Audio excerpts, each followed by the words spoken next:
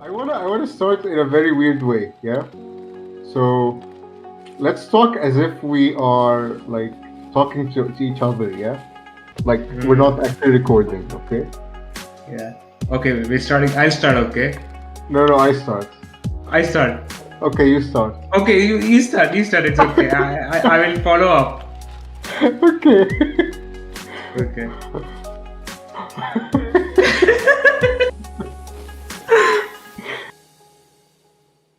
Okay.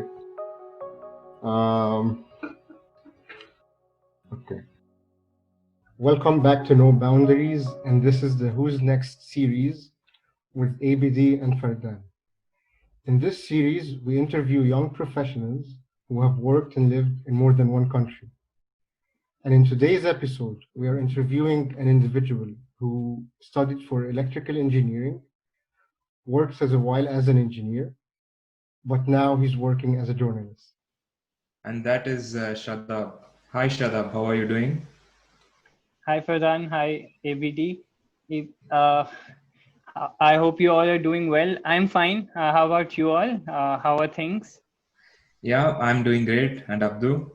Yeah, I'm doing fine as well.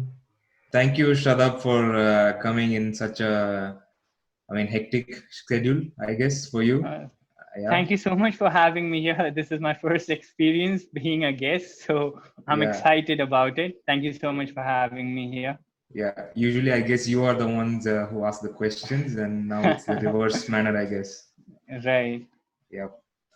Um, yep. So, Shadab, like, could you give a short introduction to our guests about you?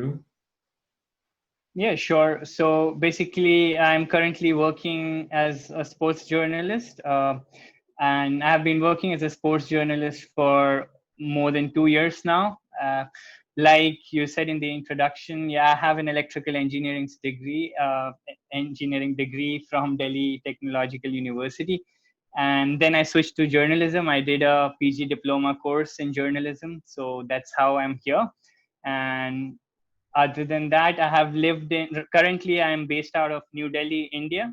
And I grew up in Abu Dhabi, did my schooling from there, and then I moved to India, which is my home country as well. So I have been here for quite some time now. I mean, I did my engineering and then I worked, and now even after journalism, I'm here. So yeah, that's about me. Some introduction.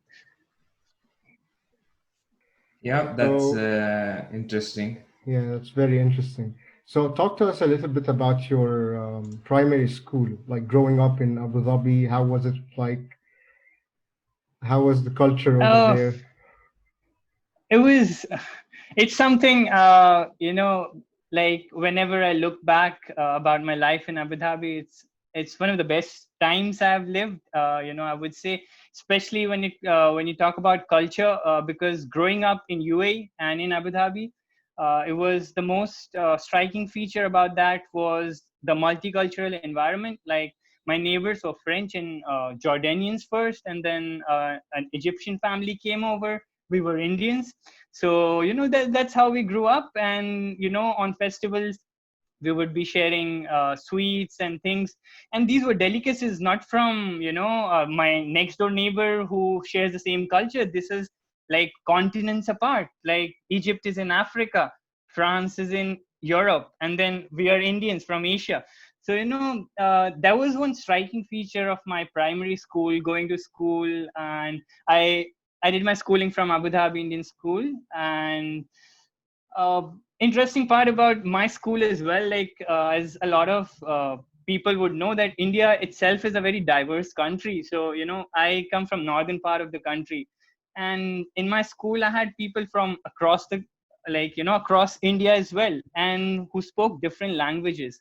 So I think that was one very striking feature for me. So I did initial few years of schooling in Delhi, and from here I moved. For me there was a huge difference, like in the cultures. So uh, that's what I remember most. And of course the food, the experience of having Lebanese food, and food from across the world in one place. That's something. I mean, I love food, and that's one thing I remember about my days in Abu Dhabi. Yeah, that's one of the striking things of like Abu Dhabi, especially the place where you lived. I think in Hamdan, like there's a lot of restaurants and like Yeah, you can Yeah, enjoy food a lot. That's right, nice. true, right. true. Yeah. How was your transition like from primary and when you went to like senior school, like junior high and high school? Like how was the transition? Like what did you learn and how did it change So you as a person? yeah, sure. So I would tell you, like, growing up, I grew up in a very disciplined environment. Like, my parents were very particular about, getting your homeworks done, and things like, competing with other students to come at the top of the class, things like that. I mean, that's very Indian culture, I would say. I don't know, I'm not sure about others, but yeah, I mean, that's the kind of a household I grew up in. But by when I moved to high school and senior school, that changed. I got a little more liberty, so I could try other things as well. And I started doing more sports, and that's where I also grew a lot of interest in sports in general. So this was a transition for me from primary school to senior school. Primary school was very much focused on education, doing your homeworks, right? Very tight schedule. I think I got more liberty growing older. Okay. And so this is a question that's going to be very interesting for you. What made you Yeah. decide that you wanted to do engineering? Okay. Of course, so I would tell you, I mean, talking about subjects, I always had interest in science. And the other interest I had was arts, not so much of commerce. And in my school in Abu Dhabi, we didn't have any concept of arts. Like, you only had the option of science and commerce. So obviously, I chose the one which I liked. So I got into science. I was a decent student. I wouldn't say the top of the class, but I was a decent student. So I got into the science stream somehow, managed there. And yeah, my father is an engineer himself. So, of course, a lot of, growing up, uh, I would hear, like, he's an electrical engineer, so I would be hearing him talking about, power stations and, transformers. Like, this is this grid, this is that grid. Whenever we were going from Abu Dhabi to Dubai on the highway, he would be telling, this is this substation, that substation. So of course, I got a little. That was something intriguing. So yeah, that was my interest into engineering. Like, that's Yeah, that sounds interesting. I think like most of the inspirations you got of becoming at least electrical engineer you got from your dad, I guess. yeah, absolutely, Yeah, absolutely. yeah. So how was your time like during? I think it's 4 years of engineering, and it was also a Yes. switch from uh, Abu Dhabi to India. So how was the whole experience of this going on to you? It was difficult at start. So I also come from a very devout family in general. Like, my household environment, like the prayers, fasts, and things like that. And of course, in UAE, it was much easier to practice the religion. There's no restriction in India, I'm saying. But then when you come to a college, it's very you have people from all backgrounds. It's not restrictive, but you start feeling it's not in the comfort zone. So that's one thing. When I moved to India, that's what I felt. And of course, again, with the food and things, like, it was difficult adjusting for first year, in my first year. But after, I think, 3 semesters, I was pretty much here. And talking about the environment in terms of education and academics, I think India was very, very competitive for me. Like, I come, like, even in UAE, of course, Indians, they compete everywhere. I mean, because we are plenty, there are less spaces, like, less positions, so we got to compete and get to the top. but in India it was much higher. So that's what I experienced when I moved here. So a lot of competition. That's one thing for sure. Yeah, that sounds interesting. And like any key takeaways that you could have that you had from your school life and your bachelor's that you think are important for people to keep in mind? Sure. From my school life, it was discipline, definitely. I think school life taught me how to be disciplined and why it was important. I think getting, like, right now when I work, I submit, you have deadlines, and you have deadlines in school.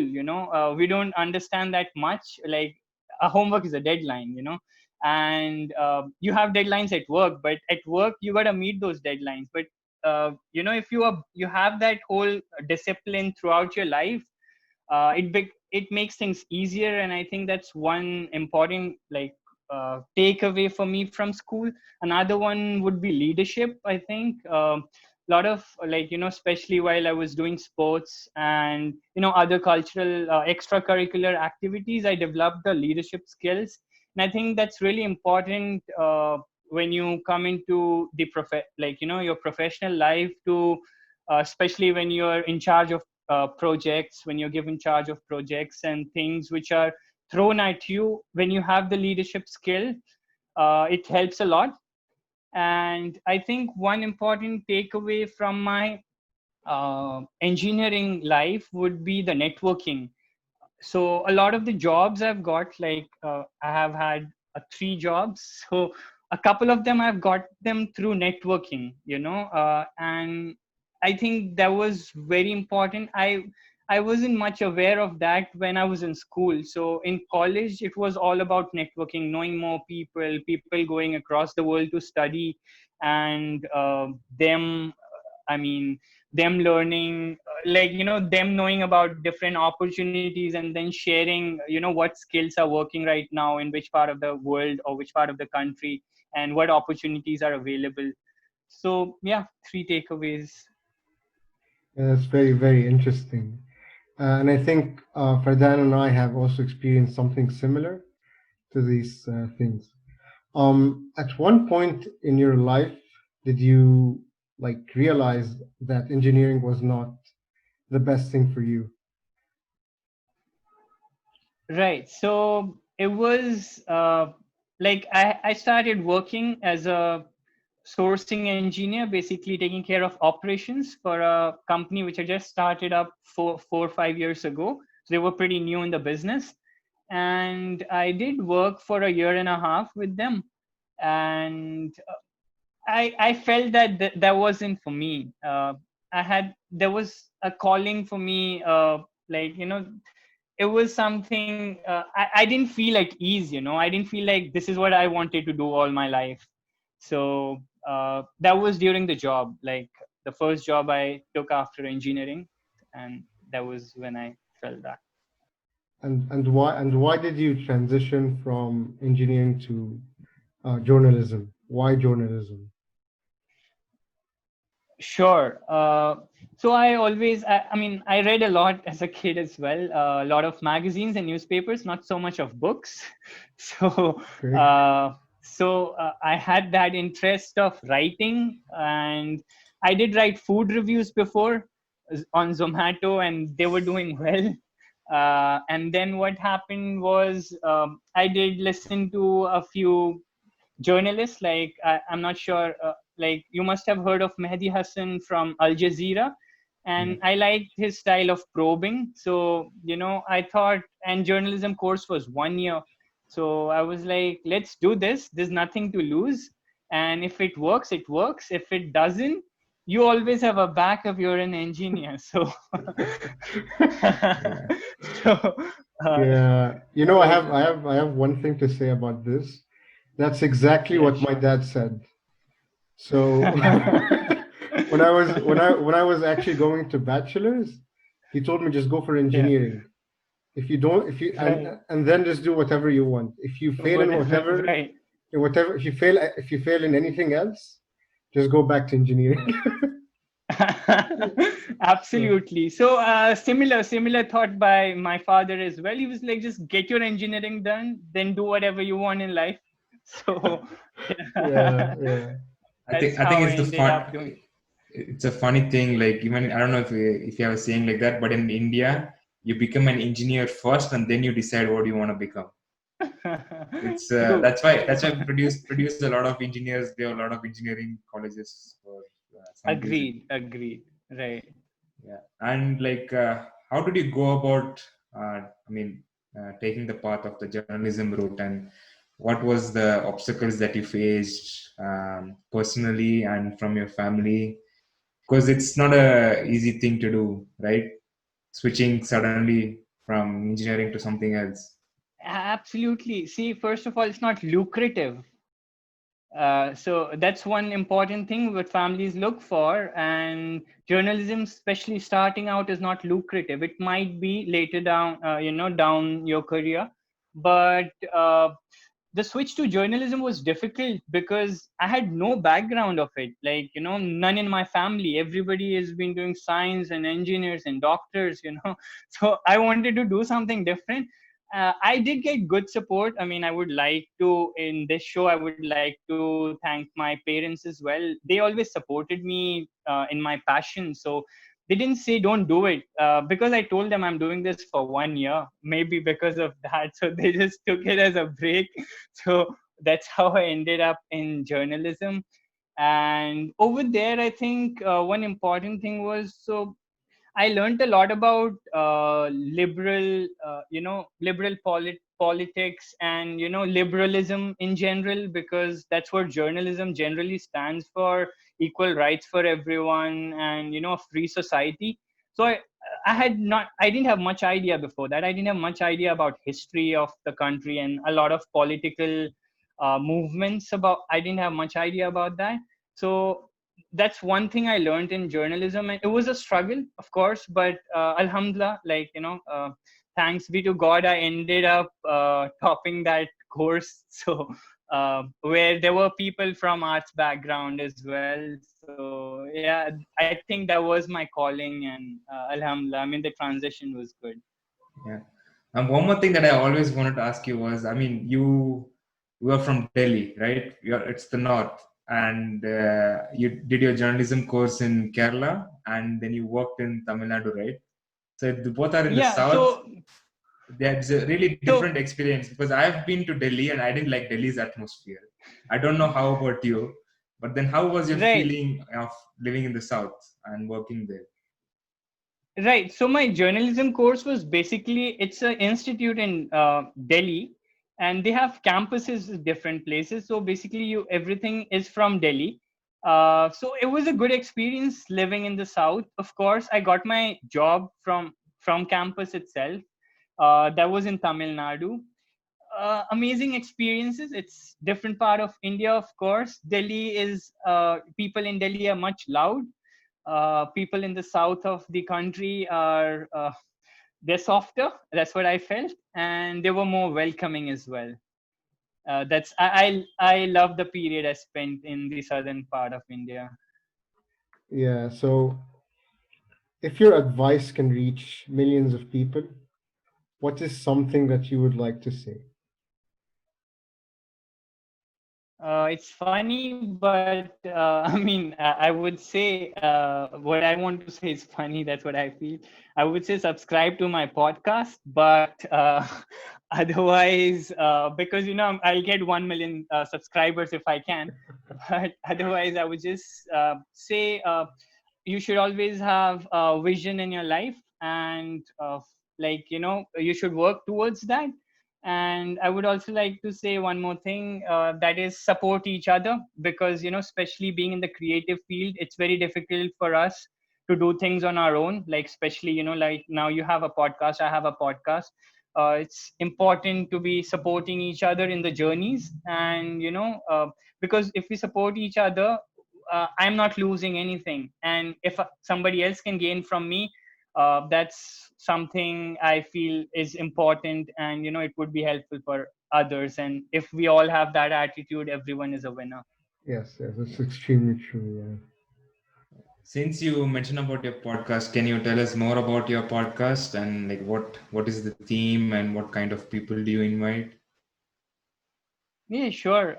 So basically, my podcast is called Experiences and Lessons. And being a journalist, I think I'm more of a storyteller, and I feel everybody's story should be out, not just people who are doing something like, who are prominent or, who are popular. So I invite everyone who has a story to share and, who have an experience and, what they have gained from the experiences. And till now, I mean, of course, Fardan has been on the show as well. That show had good clicks. It had good number of listens, and it was about living as a Muslim student in Sweden. And I have had shows with some international cricket players, given my background in sports and journalism. So I've had some international cricketers as well. I've had people, into music and some political activists as well. So it's a mixed bunch of and some YouTubers, all kinds of guests. Basically, it's about sharing journeys and sharing experiences to inspire the listeners and to inspire people. Yeah, so for any of you who would like to check out his podcast, it's going to be linked down in the description. So go there and subscribe. Thank you so much. So, talking about advices, what advice would you give to people who figure out that whatever they decided they wanted to do was not actually their passion?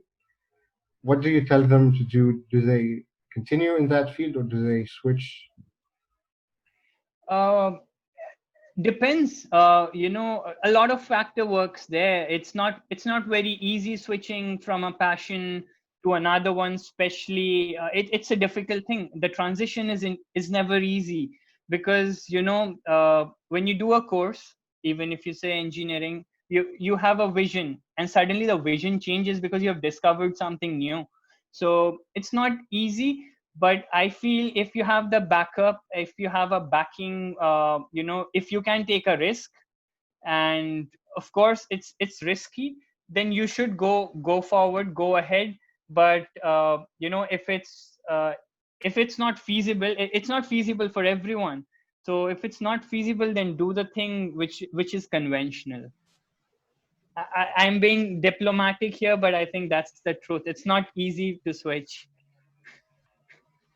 Okay. And Let me follow up the question. So when you decided to switch, like did you like lay out a pattern or like a plan and see what are the cons of going this path, and was it calculated or did you not calculate the risk? You just like journalism, you wanted to do it. So how did you decide that choice? Because I know taking choices can be. I've faced some situations like that where I had to take like a really important decision, and it it really takes a lot of time and a lot of thinking, and sometimes I became sick thinking about it. So it's really, yeah, it was really that bad. So I wanted you to share that experience because it can be really important for people. Right. So it was calculated, but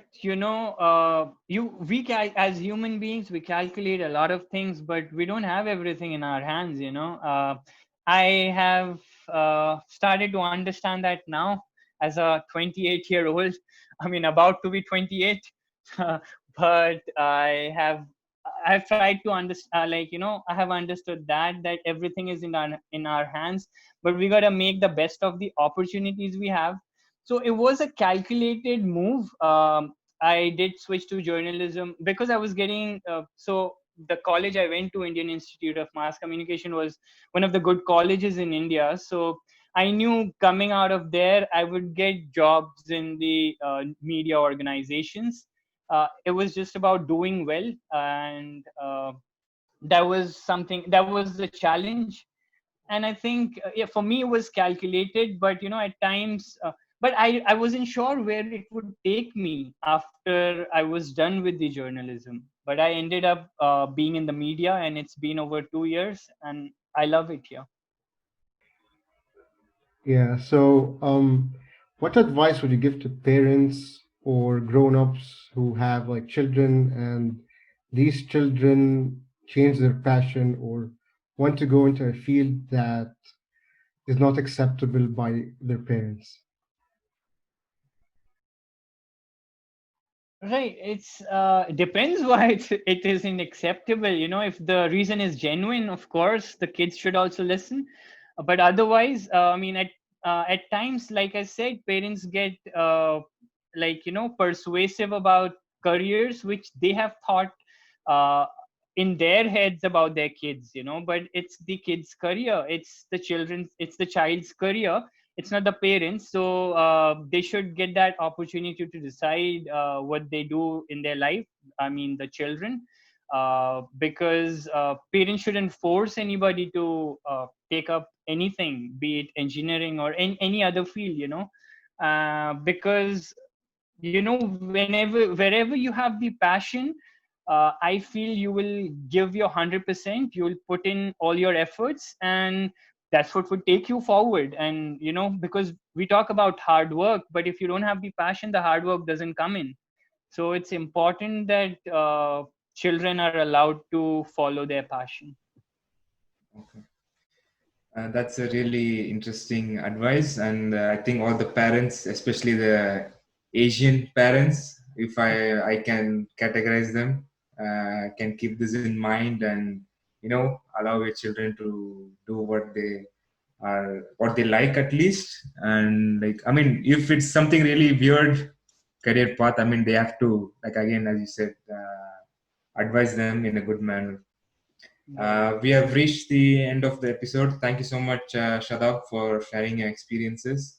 And thank you, listeners, for coming to listen to the Who Is Next series. Please don't forget to like the video and subscribe. And you can also go visit Shadab's podcast and have a look at it and subscribe. That's what he wants. Yep. Yeah. Thank you so much for having me here. It was a pleasure talking to you guys. I would love to have you on the show again, both of you, Yeah. if in the Yeah. near future. So thank you so much. It was a pleasure to be here. Yep. Thank you. Thank you very much again, and thank you guys for listening and or watching this episode. And we hope our next episodes are going to be as insightful and exciting as this one. Thank you. I would also want to say, I mean, this is a great initiative. I love your concept, and I wish you all the best. I hope the podcast grows and it reaches millions of people and even more. Yeah. And all the best for that. Yeah. Thank you. Thank you very much. Thank Thank you. you. Thank you.